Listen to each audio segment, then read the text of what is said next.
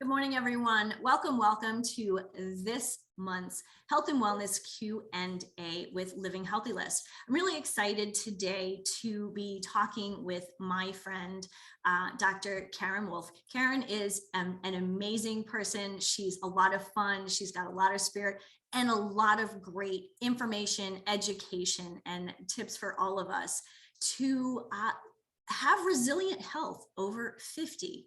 Now, of course, we all want resilient health throughout our lives, but I think so many of us get to this point at 50 where we're going, things have changed. Now, what do we do? So a little bit more about Dr. Karen. Dr. Karen Wolfe is an Australian physician. She's a speaker, she's an author, and a guiding mindful change and holistic health coach with the Institute for Integrative Nutrition. She co-created the Conscious Body Method coaching system using her book, Create the Body Your Soul Desires. And many coaches use this system with their own clients. Karen is incredibly committed to the application of coaching for achieving behavioral changes in wellness, which I think is really important. It's a piece of the health and wellness aspect that I think so many of us are missing. She's also an international speaker, as I mentioned, on wellness and nutrition. She's a regular lecturer to the public as well to hospital groups, because keep in mind, Dr. Karen is a doctor, first and foremost. She also speaks at conferences and professional organizations throughout the US and abroad. As I mentioned, she is the author of 7 books, or several, I guess, at this point. I think there's probably 8 of them now, isn't there, Karen? Including Is Your Lifestyle Killing You? The 8 Simple Steps for Lasting Weight Loss and Optimal Health, a new ebook on gut matters. That one is Gut Matters, 4 Ways to Optimize Your Digestion to Boost Your Second Brain. This one here, to improve your mood. So as you can tell, Dr. Karen has some great experience, some great insight when it comes to health and wellness. She really has the depth and breadth of information that we all need to make sure that we are on a path to health and wellness and vitality. So Karen, thank you so much for being with us today, and welcome. Yes, you're welcome. Great to be here. What a great topic. Yeah, this is a fun topic. It's funny, when I was young, I was like, oh, 50 is so old. And now that I'm 51 is not so old. Fabulous 50. That's what I say. Ooh, fabulous 50. So Karen, tell us a little bit about, so I gave people your bio. You have an incredible bio. Tell us really, who is Dr. Karen and what do you really do with your clients? Yeah, well, what I do with my clients is pretty much what I do with myself, because what I love is I call myself a recovering doctor, because when I went to medical school, they don't require you to do anything that you're advising patients to do, just saying. So I've kind of switched the switch, and I do everything that I ask my clients to do. And it's so freeing because my work becomes my life, and I'm very passionate, especially around this topic, and I still hear it. I was working out this morning and I heard someone, a beautiful lady I was working out with, saying, I'm almost 40, so they tell me I can't lose weight after 40, so I'm on keto. And I'm like, it just breaks my heart about these mindset beliefs that people take on. And a lot is mindset. If you think of resilience is, by definition, is about bouncing back after hardship, which happens to all of us. Like, life stuff happens, and having all these skills we're going to talk about today is about being resilient and being able to have things happen and not just survive them, but potentially thrive through them. So I actually couldn't help but talk to this lady today. I said, I hear what you're saying, and I'd love to help you shift your mindset around that, because I'm a living example that is not true. Because that's the best proof, rather than just kind of facts. And yeah, I'm kind of past my 50s quite some time ago.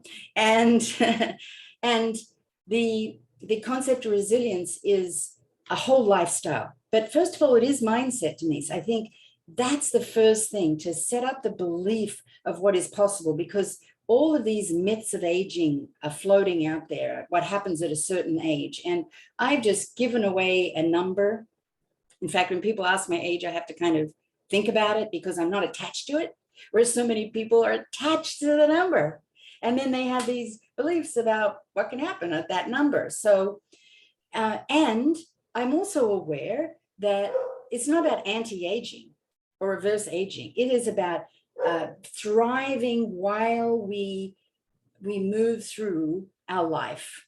And right on top of the list is mindset. And then I'm a big proponent, as you know, of physical activity within the limits of what's happening in your body. This is not about comparing yourself to anyone else. But yes, I do a boot camp and I put that on Instagram to kind of motivate and inspire, but that doesn't mean that other people are going to choose that. All I'm doing is saying, this is how I like to move every day. This is how I like to thrive. And how do you like to do it? Just kind of inspire people to move. To me, that's so important. And when I move, it's not just for my physical body, it's probably more for my emotional, mental health. I agree. And I think what's so important about the movement piece, like you said, this is how you choose. And it's amazing. Those of you who have not seen Dr. Karen at her boot camp in her workout clothes, check it out. Because one, you look amazing. You have such a positive mindset, but I think you make a very good point. Each of us is a little different. You know, what works for me may not work. What works for you may not work for me. Exercise wise, whether it's just because I don't, I choose to do something else, or, some people don't like lifting weights, which we should talk about that probably a little bit, since our topic today is, resilient health over 50. Though again, everyone, this is something that we really want to be thinking of when we're in our 20s, our 30s, our 40s, and moving throughout life. So, I think of, when I was in my 20s, and I was an athlete, I was still in college. I was an athlete. And I know, Dr. Karen, you were an athlete throughout college. Things are different. Like once you get out of college and there's not that regular workout routine, you have to create that. So when you're in your 20s, there's something that's kind of already planned for you when you're in sport. But I think you're right. When we get out of that, like, and move into our 30s, that's when we really have to start thinking, okay, what is it that we like to do? Yes, absolutely. And yes, I do pull-ups and all of that lovely stuff, which I love to do. And that's a big part of this age, is for us to own who we are. Do not compare ourselves to anybody else, but know that what is right for you, in how you might like to walk the dogs, you might like to swim, you might like to do Pilates. Like, there's so many options to move, but just move. To me, that's so high up on the list. And to your point, create a schedule. If I didn't have, I make it as an appointment with myself. Like, this is what I do, and I book that with myself, and I don't book an appointment until after that. It's like a client appointment. It's that important to me. Schedule it. I do exactly the same thing. 7:30 in the morning, that's my workout time. And I don't schedule anything on my calendar until 10, because I know I get my workout in, I can get, in the shower, do whatever I have to do, and then I can kind of start my day. Mm-hmm. You mentioned swimming. Some people like to swim. Tell us a little bit about swimming in your world. Well, that was my sport of choice. As you know, I was on the Olympic swimming team for Australia way back. And funny enough, now I don't like to swim because it was such a competitive part of my life, which I'm now recovering from. And so don't ask me to count anything or compare or challenge. I don't like going in races. I had too much of that. And swimming is a fabulous sport, especially for joint support. So very good cardiovascular, obviously, because you've got to work your breathing, lungs, cardiovascular. Very good for mobility, flexibility, joints. And of course, you don't have any gravity because the water is supporting you. The downside to that is you don't have any gravity. So those of us that need, and again, this age, we need to protect our bones. Bone health, so important. As we move through our years, falls and fractures are the main cause of morbidity and mortality. So we got to keep our bones strong. First way to do that is get the muscles pulling on the bones. So you said about weights, just have little arm weights, just like stand there. Don't have to be heavy because you've got to be really careful too, but you do your arm weights, you build. So anytime you're pulling on the bone with muscle, you're strengthening the bone, and swimming doesn't do that. So swimming's great, and you want to add some kind of more weight-bearing activity to that as well. So keeping our bones really strong with not just strength exercises, but vitamin D level, very important, reducing caffeine and sodas, which just like leach the bones. There's all kinds of, we could do a whole talk, of course, on bone health, but that's very important at this age too, because that's in our mind. And if you haven't had a bone scan, I'm shocked how many women still have not had bone density scans after 50. I have not had one yet. After 50, that's part of your preventive care to see where you are in terms of your bone health. And then, because we can do something, even if you're looking at osteopenia before osteoporosis, you want to know that. And so that you can actively work on strengthening your bones. I'm really glad you said that, because I, as I still consider myself an athlete. I've been active most of my life. It didn't occur to me that I should get a bone scan. Well, and Dr. Sheila will also know that I don't understand. It's part of my annual women's exam. And as our hormones change, i.e. estrogen, which is very supportive of bones, then we want to see what effect that has. And then we could, even though we're athletes, we could have a genetic predisposition to low bone mineral density. So it's very important to have, that's big kind of public service announcement here, is to make sure you put that as your annual, part of your annual physical. I think that's really important. Like I said, it wasn't even on my radar. Yeah, I'm shocked. I don't understand that. So got to ask for it. You're right. And I think that's a very good point. You do make a very good point. I think we do have to remember that we need to be the advocates for our own health. Mm-hmm. We know our bodies, like we have the most intimate relationship with ourselves. Our doctors don't, whether it's, you see a PC or a gynecologist, or actually there's a it's an aging and menopause department here that we have here at Mayo Clinic. But they don't know you personally. So I think it's important to realize that there are protocols in medicine, but there are other pieces that we've learned kind of in the alternative area of health and wellness that are equally as important, if not more. I think it's the difference between, I hang out in what I call the creating health area, where I'm looking at how can I create health. When you're looking at treating disease, it's a kind of a different mindset.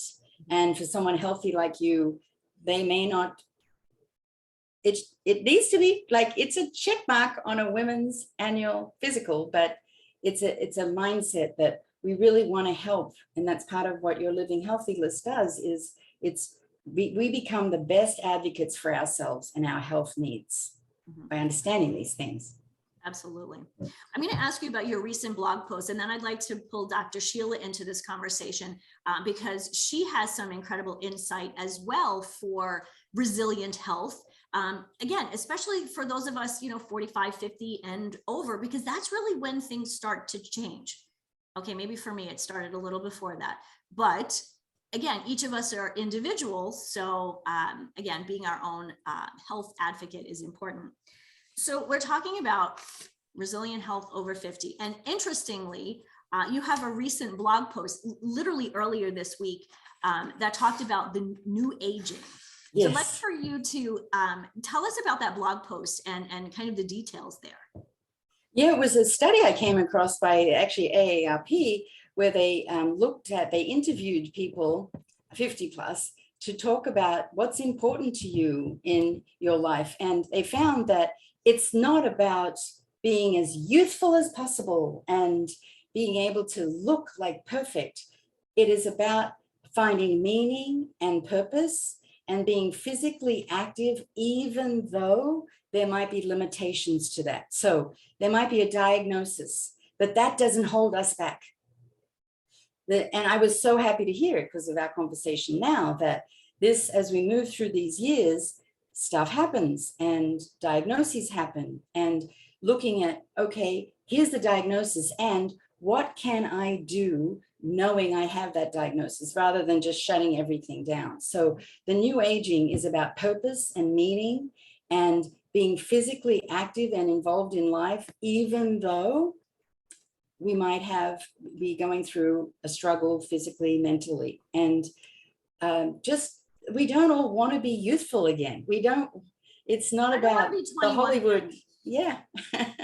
So I'm so happy. I just had to write about it and just share those ideas and try, again, mindset, about shifting our mind about, and let's face it, the freedom that these years bring now, like empty nest. I'm an empty nester. My daughter's having our first grandbaby. Yes, in October. So, I'm like going to be the healthiest grandma, because I want to be not just able to be with that baby, but a great role model and shift this. If I know you, you'll be crawling on the floor with the baby. Yes. Yes. So that's what the new aging is. It's like, yes. And looking forward to, and the other thing, interestingly, was it's not about living the longest. It's about live, die. Like optimizing the years versus the number of years. And certainly that's true in my experience, but I was happy to hear we've got this whole mindset around that now. It is really about living life to the fullest. And interestingly, Mark, my husband and I were recently having this conversation. We had seen some friends a few weeks ago, and two sets of friends who are quite a bit older than we are. And one couple who are, really doing stuff in life and moving and learning new things, and another couple that just kind of sits at home. They do walk the dog, or they do a little bit of arts and crafty things around the house. But just in the last 2 years, since we haven't seen them since COVID, how much those two couples have changed. And the active couple, they still look great. The not so active couple kind of look like they're worse for wear, let's say. Mm-hmm. Yep. So I think you're right, that living life to the fullest is important. Whether you're 50, 60, 70, 20, we need to make sure that we are actually living our life and not just kind of going through the motions. And I agree. It's the life in the years, not the year, I'm going to say this totally years wrong. In your life, right? No, the life in your years, not the years in your life. Thank you for that. Dr. Sheila, I'd like to bring you into this conversation because you bring some unique information for women's health when it comes to obviously pelvic health and some other things, because you also, you work with mostly women. I do. Mm-hmm. You do. I do now, yeah. Tell us a little bit about who you are, what you do with your clients, and then I will ask you the question also about resilient health over 50. Okay, yeah, and I do want to just preface it by saying so many of the things that you have said, Dr. Karen, are the things that I try to live by. And some of that stuff, I know you're saying that in the 20s and 30s is when you start thinking about it, but in the 40s is really when I find a lot of women start thinking about it, because your body starts to tell you that you should start thinking about taking care of it a little bit more. It's not quite as carefree. And weight training, I used to teach, I don't do it anymore. I'm getting ready to go back. I stopped it with COVID, but I used to teach exercise classes, actually. That was my fun thing. So I did not know that. Yeah. So I taught the gamut. I taught weight training class, so you know, less meals, so it's like body pump, whatever. So I taught that. I taught kickboxing. I taught Zumba. I'm a Pilates instructor. So I have been, and I always tell people that's your fountain of youth. I've always told people that's your fountain of youth is movement. So and when you talk about comparing the couples, even when you just had that statement about those couples, You find that too, just in general with people, even if you look at a category, two people can be 50, and the person who does not move or does not have a purpose or does not have that curiosity and lifelong learning, they age very differently. And you'll find that throughout the spectrum. So I'm just really tapping on what Dr. Karen said, because I know that's not what you asked me, but I did want to get that statement in, because what you are talking about is really dear to my heart. I always talk to women about that quite a bit. And yeah, and then I won't even get into the DEXA scan thing, because I don't know why that is not just like mammogram. And here's someone like Denise. I mean, it's shocking. A case in point that it hasn't been recommended. You should not have to ask for it. But what we're saying is, now you know differently. We have to be our best advocate. I don't know why it's not being done. And then men, they don't get it at all. They have bones. Right, and they do get osteoporosis.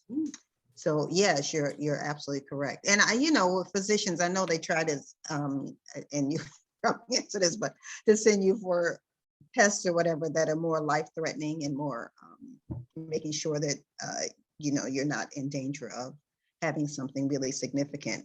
But having a broken bone is quite significant, especially with the mobility. And then at a certain age, it just increases your mortality tremendously. Mm-hmm. Oh, absolutely. I just recently had a meniscus tear. I mean, I've never in my life experienced anything like this. And I love it. The doctor says, well, this happens often to people your age. Oh, yes. Not quite true, though. That's not true. I mean, it happens actually for earlier, people who are younger, who are active. Athletes, yeah. Yes, I mean, it's actually pretty common. So I think that's probably more the case, as we're active people, I'm active, and I actually you'll laugh, I was walking. That's what happened.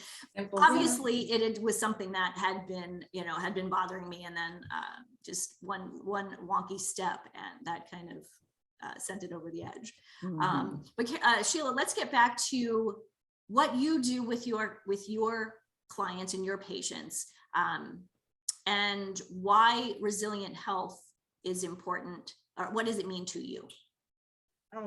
So what I do with my clients is I've pivoted. I only do really one thing, and that is to help women reduce and eliminate bladder leaks. I talk about other things because there are so many other issues with pelvic health, pelvic pain, difficulty following pregnancy, etc., difficulty with intercourse, those kind of things. But my primary focus is on bladder leaks because it has been so normalized in society for whatever reason that women think that as we age, it is something that is just naturally going to occur, and there's nothing that you can do about it. And I myself know that that is not true from being in the clinic and working with so many women. So that is primarily what I do. Part of the way, though, for women to avoid having bladder leaks and having issues is actually to stay active, to make sure, so it all goes back into that same circle, that you really have to make sure that throughout your life, and I mean throughout, 80s, 90s, everybody, even when I had patients, when I was not doing pelvic health, and of course you have patients of all ages, if it was medically possible, they didn't have any issues, I pushed everybody. Because I really think that the more active that you are, the better your quality of life is going to be. So, and how that translates with pelvic health is having that strong core, having strong hips, all of that contributes to having a better pelvic floor, which then of course eliminates or reduces some of the problems that you might have if you were more sedentary. And those ligaments, like the ligaments attached to the bladder that we're talking about, So through regular physical activity, you're actually, we think it's just the outside muscles, but all of those muscles inside are also being strengthened. Is that with that? Right. So not necessarily ligaments. You are strengthening the supporting structure. So there are muscles that form that bowl that hold everything up. And especially for people who are very active, who do activities that are plyometric, that kind of thing, they need to have a pelvic floor, not only that is strong, but that is able to relax. So you have to have that coordination, which is an issue that many women who do heavy sports don't have. They think that it's because they don't have strength. It's actually because they're so tight. And that translates into them having leakage or having issues, sometimes even having pain. Makes sense. Mm-hmm.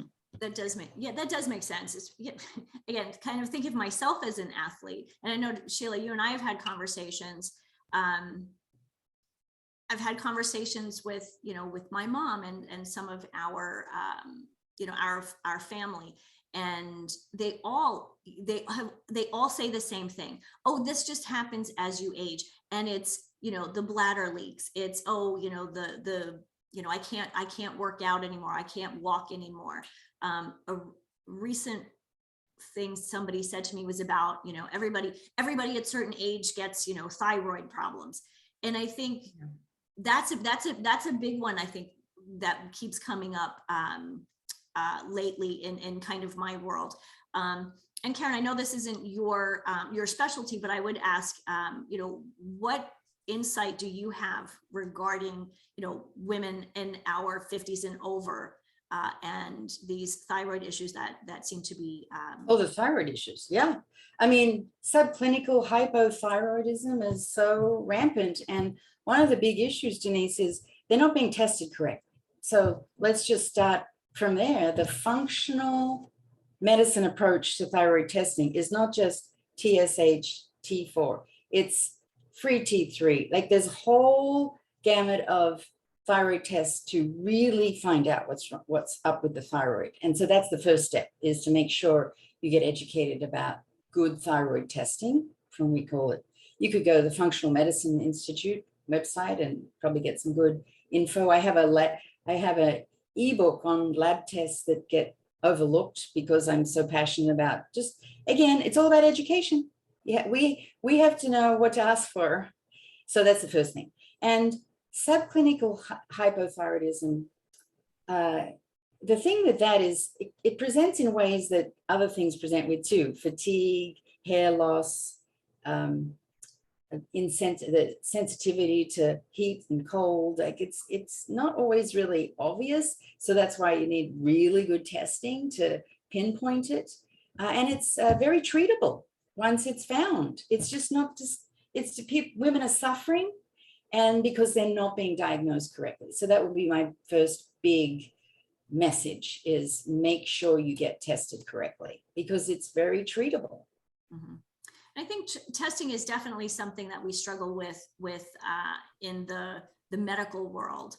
And so, Sheila, a question for you then is, what type of testing do women need, or is testing necessary when it comes to pelvic health and issues that women may be having? So testing is necessary if you have an issue. Testing is not necessary if you do not, because that's just an extra invasive procedure that the outcome doesn't change, because you only want to, you want to do things for information, not just to do it. So that being said, if you're having a specific problem, then yes, testing is appropriate. So if you're having leakage, then yes, your urogynecologist, urologist can do testing to find out kind of why.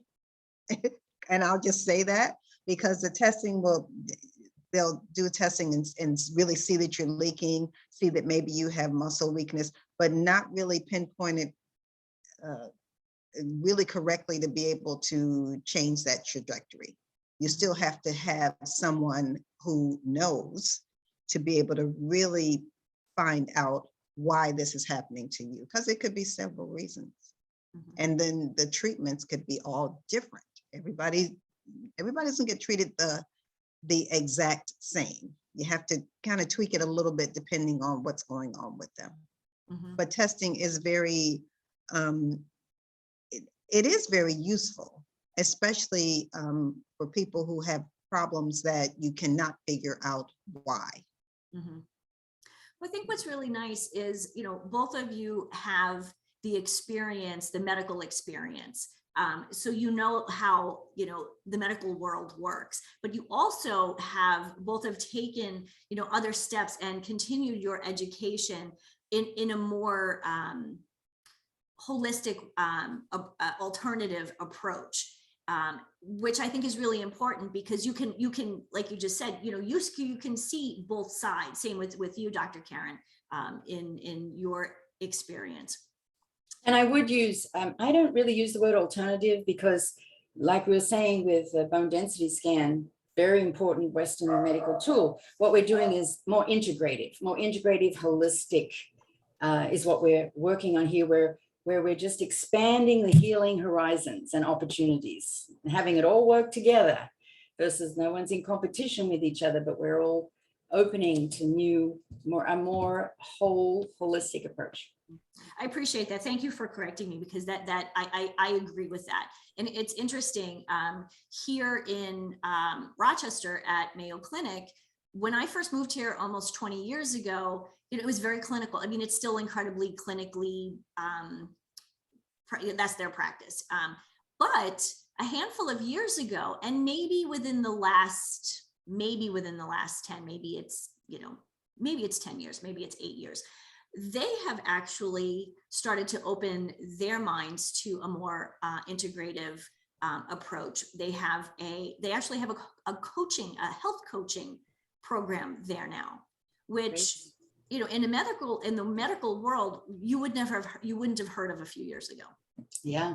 Well, I remember 30 years ago when I started this journey of like switching over from pure clinical medicine, the NIH had a Institute of Alternative Medicine. That's how it all started, alternative medicine, because that's what we were like thinking it was. And then I've seen the evolution over time. It moved into more an integrative approach, thanks to Dr. Andrew Weil and his beautiful work in Arizona and training doctors in integrative medicine. And now it's not an either or, but now it's a more functional. Now we have the Institute of Functional Medicine, and we're talking about the functioning of the body and how that precipitates symptoms. So I just have loved the shifts and being part of this journey of how it's changing, and we're all working more together versus feeling like they're separate silos, which we don't want in medicine. And that's one of the things that I love about what we do here at Living Healthy List is we're bringing the information and education to people, but also the experts.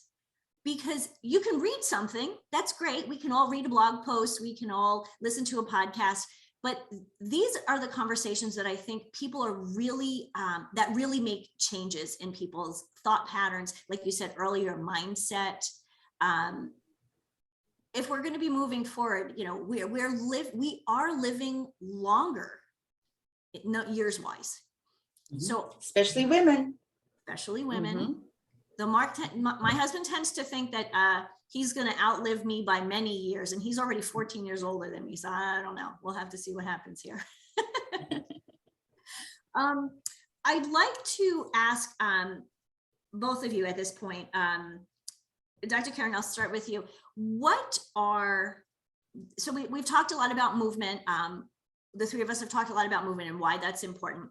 In your scope of, I would say practice, but scope of work with your clients, what are the 1, 2, and 3 things that you want people to walk away with today?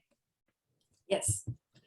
So I would say 1 is physical activity. I think the fountain of youth, says Dr. Sheila, if we could make a pill out of the benefits of physical activity, someone would be making a lot of money. So we're missing the boat, not shouting that from the rooftop. So physical activity.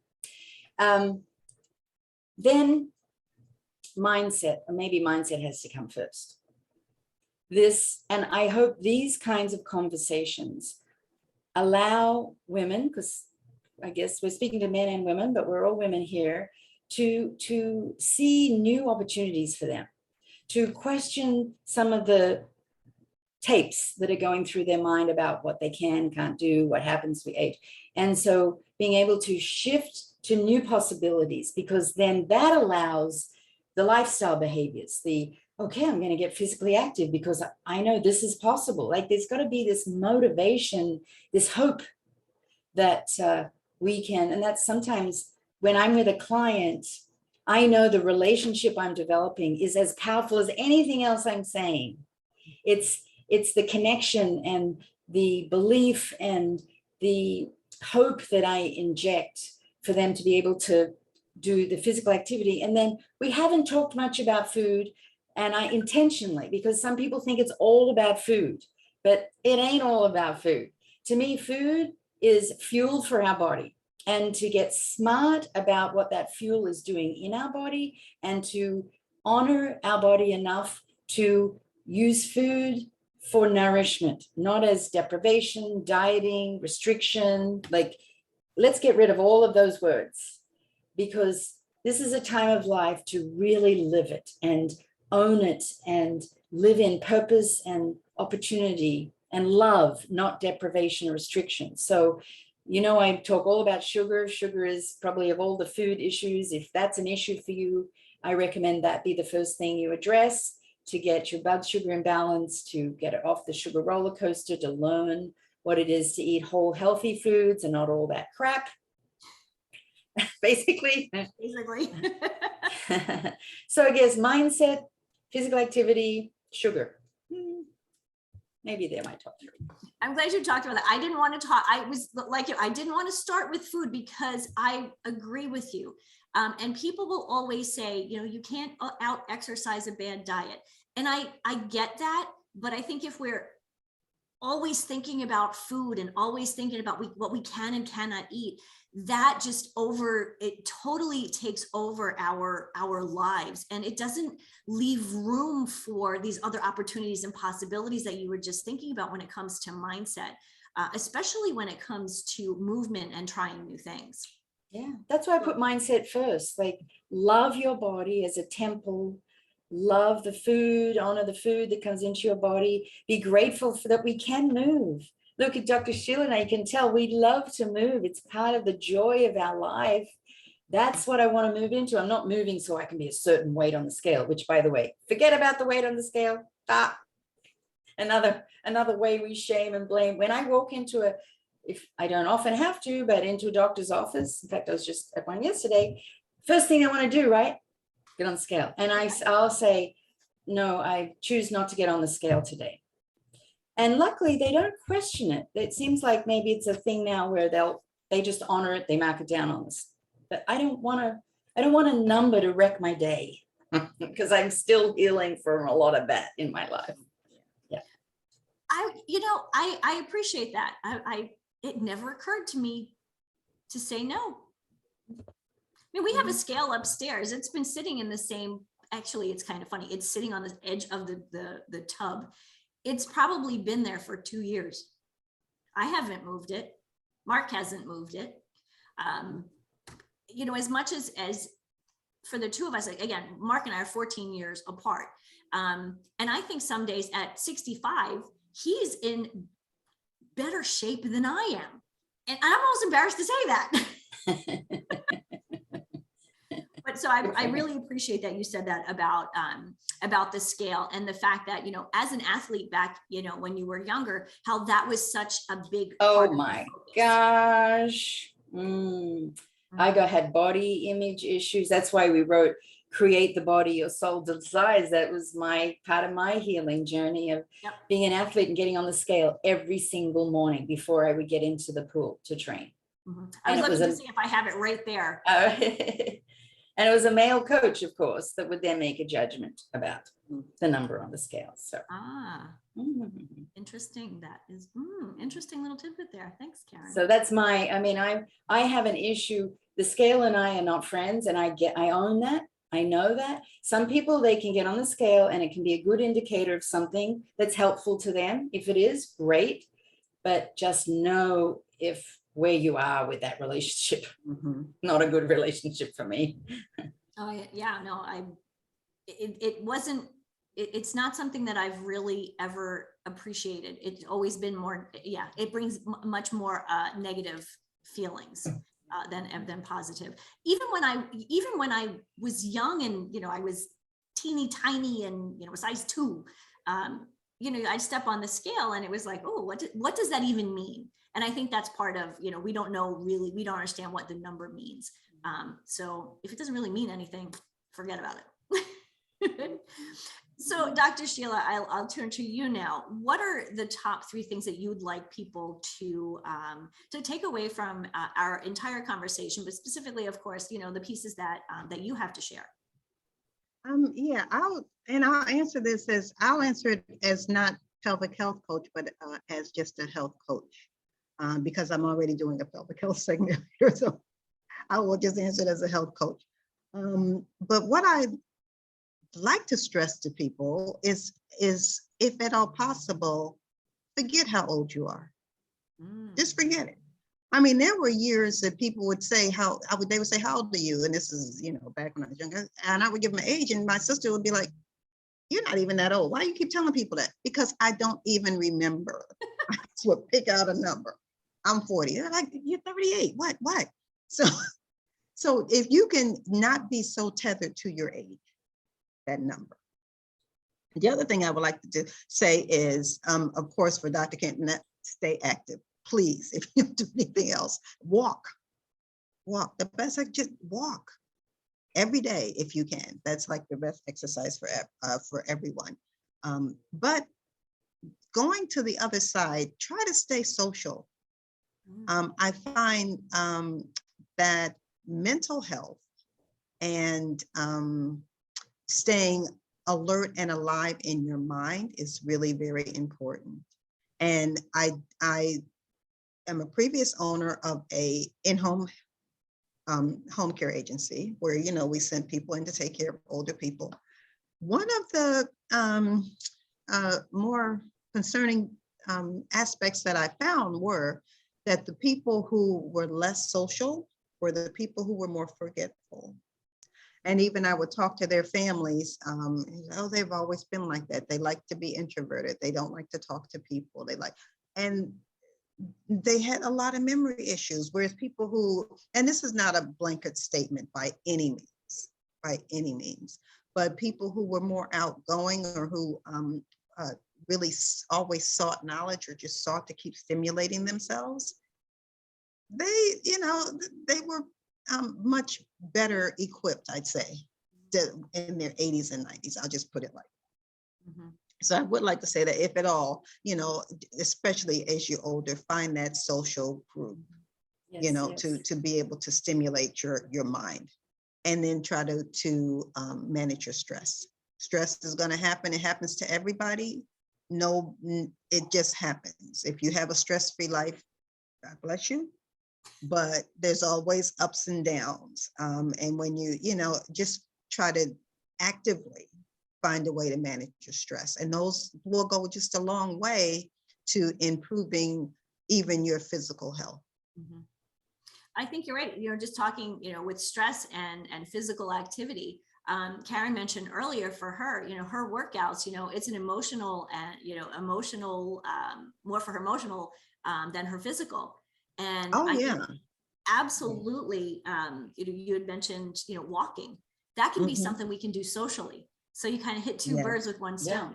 Absolutely, That connection, it really bothered me, Dr. Sheila, because in the pandemic, when they use that word social isolation and social distancing, and it struck such a chord because from a health, mental health, physical health, brain health perspective, we're social beings. We need to be connected. And it was so damaging, that language. And I don't know how that physical distancing is what they're asking for, and they called it social distancing. So Yeah. Well, I really think the impact of socialization on the pandemic is yet to be seen. I yes, think that it's going to be a lot more serious than we think for the younger people. Um, Hopefully that'll change, but COVID's trying not to go anywhere either, because it is still, people are still catching it, still having issues from it.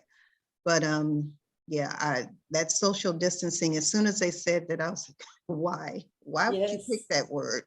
Why? yeah. When there's socialization issues to begin with in America anyway. Yeah. I don't, it's funny. I think, because, I asked Mark, something similar.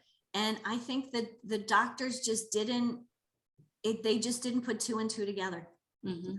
It just No, it was a not missed. occur to It's them. again a symptom of our medical system that's so disease focused, and it was a missed public health opportunity too. That whole thing about how to support your health versus just avoiding things. Right. So the languaging was so consistent with our model now. Mhm. Yes. Interestingly, I did a 15-minute interview right in the beginning of COVID with Dr. Michael Greger. And, he, like both of you, physician, has that medical background, but it's gone, kind of a little more integrative. And everything we talked about today about movement, about eating well, and staying in connection with people, those are the things he said from the get-go when it came to COVID. Make sure that you're still doing these, because no matter what is going on around us with it's COVID this time, it's the flu, it's there's always something. We need to kind of, like I said, consider our health first, and obviously, pay attention to what we can do for ourselves, but what we could also do for our neighbors. So in closing, if either of you have one last thing that you'd like to share, and then I will ask for some contact information so we can make sure that we have that in the show notes. Yeah. Well, I know we're talking about resilience. It's such a great word. I love it. Some people think resilience and stress management are the same, but they're not really. So I think resilience is a lifestyle. And so, and I know we've covered many things with physical activity, aspects of resilience, but during COVID, I was really concerned about the mental health fallouts during, and now we're still going to see it. And so I did an ebook on, it's drkarenwolfe.org/resilience. And it's all about the lifestyle. We've talked about some today, but some we haven't talked about is sleep, benefits of sleep, and knowing your vitamin D level, very important, and having a spiritual connection, whatever that means to you. Like, there are many aspects of it, and sometimes it seems overwhelming. So my advice is baby steps. Just choose one. If you're not physically active now, that's your first step. Pick something that you love to do. It might be dancing, like putting on your favorite song, and while no one's watching, just getting in the groove. So that's physical activity. And I encourage you to do something joyful that you find meaningful and joyful and vital, because those neurotransmitters that are happening while you're being joyful are adding to the benefits of your physical activity. So baby steps. So even though there's lots of things to do, maybe 3 things from what we've talked about today that just say, okay, these are the 3 things I'm going to do, and share it with someone, so that, because we know when you share your action steps with someone, you're much more likely to accomplish them, or ask for a buddy for support, or like you said, walking. I love walking with a girlfriend, and then we just like it's nonstop talking and sharing our lives, and it's like an unburdening of just talking, letting it out. Yep. So interestingly, I think the word resilience for this year was actually Dr. Sheila's idea. Oh, I love it. I was on that committee. That's right. I was on the committee. Yeah. Yeah, coming out of COVID. That's right. Mhm. Yep. So Dr. Sheila, last thoughts? So I'll go back to, so now I'll go back to bladder leaks. So I just want everybody to remember though, because that is my mission, that if you have bladder leaks, please seek help for that. Bladder leaks are not something that happens naturally as you age. So just remember that. If you are interested in having or getting more information, I do have a free presentation video, online presentation, 30 minutes, it's very short, about bladder leaks. You can find it at thepelviccoach.com/free. Yay, perfect. Yeah, so you can just find it there. I can't top any of the other tips that we have given you, without repeating, because we've given you a lot of information about trying to, I want you to always think about though, how can I live my best life? Think about it like that.